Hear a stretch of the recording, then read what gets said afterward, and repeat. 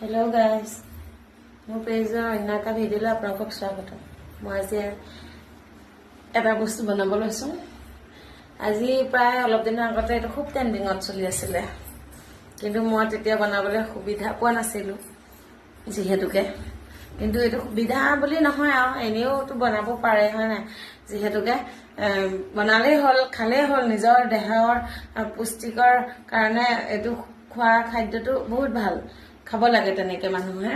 মানে বস্তুটো হ'ল এনেকুৱা, আজি মানে মই বনাব লৈছোঁ বইল। গম পালে নাই? দেৱলতা বাই যে কৈছিলে, দেৱলতা বাক উদ্দেশ্য কৰিব নোৱাৰা নাই দেই, এনেও কিন্তু এই বস্তুটো খাবই লাগে, বইল বস্তুটো। সেই গতিকেহে আমাৰ ঘৰত আজি এটুপিও তেল নাইকিয়া নহয়, আছে তেল, কিন্তু মই এনেই বনাওঁ বুলি ভাবিলোঁ। এয়া চাওকচোন, ৰেডি কৰি লৈছোঁ শাক দেই, শাক, বিলাহী, আলু, জলকীয়া, পিঁয়াজ। মানে শাকটো মই বেলেগ শাক লোৱা নাই, মৰলীয়া, জিলমিল, তাৰপৰা আপোনাৰ সুতৰীয়া, এনেকৈ পেলাই মিলাই পেলাই ৩-৪ বিধমান শাক লৈছোঁ। তাত বিলাহীয়ে, কেঁচা জলকীয়া, পিঁয়াজে, আলু এটা কাটি দিছোঁ। এইখিনি এনেকৈ লৈ পেলাই কেৰাহীত লৈ গোটেইখিনি একেলগে সিজাম।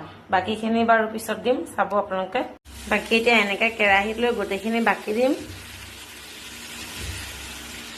বাকী ইয়াত বাকী কি দিওঁ বাৰু বস্তু, ইয়াৰ লগতে পানী, বাকী ইয়াত অলপ পানী দি দিলোঁ, দি পেলাই অলপ নিমখ দিওঁ। নিমখ নিজৰ সোৱাদ অনুসাৰে অলপ দিব পাৰিব। কম পৰিমাণে অকণমান হালধিৰ মানে ৰংগুৰি অকণমান ছটিয়াই দিছোঁ।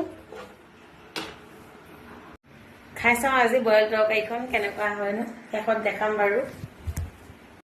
আমাৰ ঘৰত এটুপিও তেল নাইকিয়া, তৰকাৰীখন হৈ গ'ল।